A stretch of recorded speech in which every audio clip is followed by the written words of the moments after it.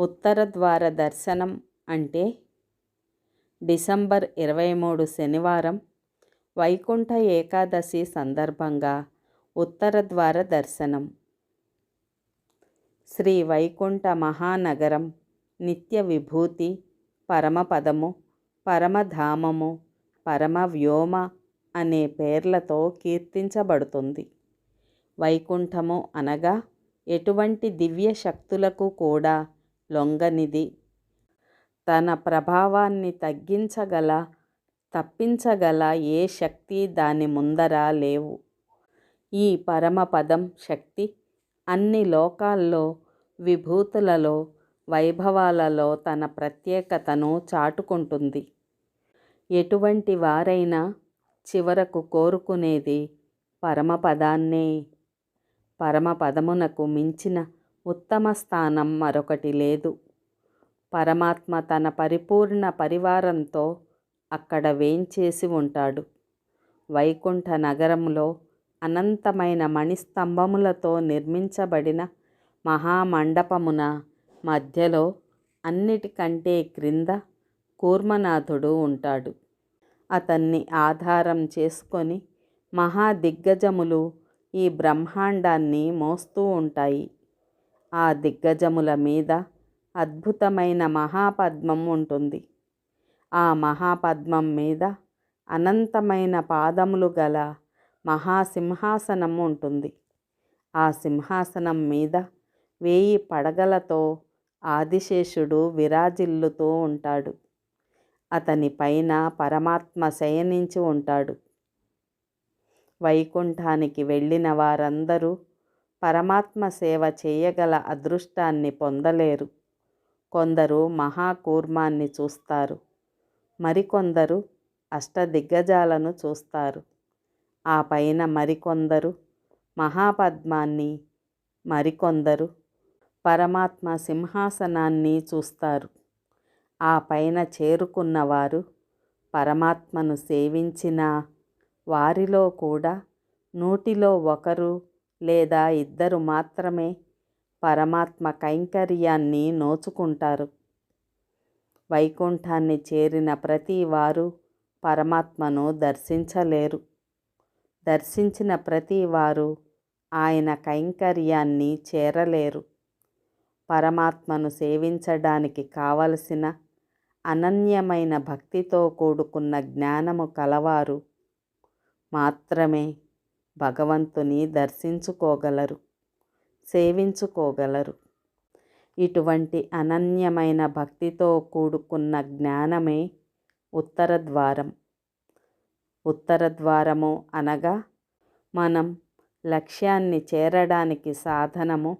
మన లక్ష్యము భగవంతుడు ఉన్న లోకానికి వెళ్ళడమా, చూడడమా, భగవంతుడిని స్తోత్రం చేయడమా, భగవంతునికి సేవలు చేయడమా? భగవంతుడు ఉన్న లోకానికి వెళ్ళడం దక్షిణ ద్వారం, భగవంతుని చూడడం తూర్పు ద్వారం, భగవంతుడిని కీర్తించడం పశ్చిమ ద్వారం, భగవంతుడిని సేవించడం అనగా కైంకర్యం చేయడం ఉత్తర ద్వారం.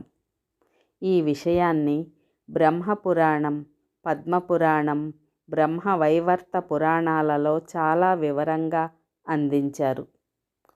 వైకుంఠం చేరుకోగలగాలి అని చాలామంది కలలు కంటూ ఉంటారు. వారి లక్ష్యం వైకుంఠాన్ని చేరడం మాత్రమే. మరికొందరు వైకుంఠం వెళ్ళాలి, పరమాత్మను సేవించాలి అని కోరుకుంటారు. వీరి లక్ష్యం పరమాత్మ దర్శనం. వైకుంఠంలో స్వామి ముందర నిలబడి ఆయనను స్తుతించాలి అని మరికొందరు కోరతారు. వారి లక్ష్యం పరమాత్మ స్తుతి మాత్రమే. ఇలాంటి వారు కాక తాము అన్ని కైంకర్యాలు పరమాత్మకే చేయాలి, అది కూడా పరమాత్మ చెప్పి చేయించుకోవాలి అని కోరుకునేవారు 1000 కోట్లలో 1 మాత్రమే ఉంటారు. అటువంటి వారి గురించే ఆండాళ్ళమ్మ అంటే గోదాదేవి తిరుప్పావురంలో "ఉనక్కే నామ్ ఆట్చెయ్ ఓం అని పలికింది. అనగా నీకే మేము అంతరంగ కైంకర్యములు చేయాలి అని. ఉనక్కే నాం ఆట్చెయ్ ఓం అని. అలాగే మత్తనం కామంగళ్ మాత్తు అని పలికింది.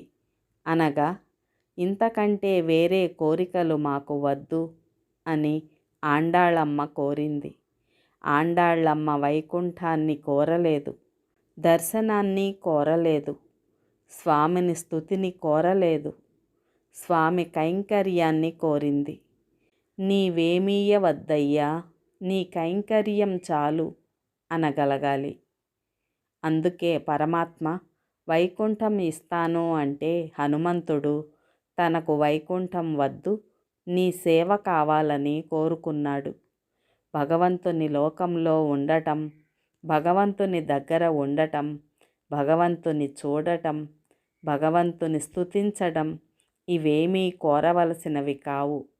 పరమాత్మ ఏకాంత సేవ చేయాలని అని గాఢంగా తపించగలగడమే ఉత్తర ద్వారం. మరి తూర్పు ద్వారం, పశ్చిమ ద్వారం, దక్షిణ ద్వారం వాటిలోనూ భక్తి ఉండి అంతో ఇంతో జ్ఞానం ఉంది. వైకుంఠం చేరితే చాలని, స్వామిని చూస్తే చాలని, స్వామిని స్తుతిస్తే చాలని అనుకుంటారు. ఇవన్నీ శాశ్వతం కాదు. వైకుంఠలోకం వెళితే ఎప్పుడూ అక్కడే ఉండాలనే నియమం లేదు. స్వామిని చూస్తే చాలు అనుకుంటే ఒకసారి చూస్తే సరిపోతుంది. స్వామిని స్తుతిస్తే చాలు అనుకుంటే ఒకసారి మనసారా స్తోత్రం చేస్తే సరిపోతుంది. కానీ స్వామికి అంతరంగ కైంకర్యం అన్ని వేళలా చేయాలి అన్న కోరికతో స్వామి లోకం, స్వామి దర్శనం, స్వామి స్తుతి, స్వామి కైంకర్యం అన్నీ ఇమిడి ఉన్నాయి. వైకుంఠం చేరడం, స్వామిని దర్శించడం, స్వామిని స్తుతించడం ఏ ఒక్కసారికి ఇచ్చినా సరిపోతుంది. కానీ అంతరంగిక కైంకర్యం అన్ని వేళలా ఉండేది. కానీ అంతరంగ కైంకర్యం అంటే స్వామి నిద్రపోతూ ఉంటే పాద సంవాహనం చేయడం, స్వామికి చలివేస్తే దుప్పటి కప్పడం, స్వామి కూర్చుంటానంటే సింహాసనం ఏర్పాటు చేయడం అని అనుకుంటే అది పొరపాటే అవుతుంది. స్వామికి చలివేస్తే దుప్పటి కప్పడం కాక తానే దుప్పటై ఆయనని అతుక్కుని ఉండటం సేవ. దుప్పటి కప్పిన వారు కప్పి వెళ్ళిపోతారు, కానీ కప్పుకున్న దుప్పటి ఎప్పుడూ ఒంటి మీదనే ఉంటుంది. చందనం పూసిన వారు వెళ్ళిపోతారు, కానీ చందనం ఒంటికే ఉంటుంది. పరుపు ఇచ్చిన వారు వెళ్ళిపోతారు, కానీ పరుపు స్వామికి శయ్యగా ఉండిపోతుంది. అలాగే పాదుకలు ఇచ్చిన వారు వెళ్ళిపోతారు, కానీ పాదుకలను అంటిపెట్టుకొని ఉంటాయి. మరి పాదుకలను సమకూర్చాలా లేక పాదుకలు కావాలా అని కోరుకుంటామా? చందనం పూయాలనా లేక చందనం అవ్వాలని కోరుకుంటామా? ఏ పేరో, ఏ సేవో, ఏ సంబంధమో అవసరం లేదు. ఎప్పుడూ నీతోనే ఉండాలి. నీకు అవసరమైన ప్రతి కైంకర్యం నేనే కావాలి అని కోరుకోవాలి.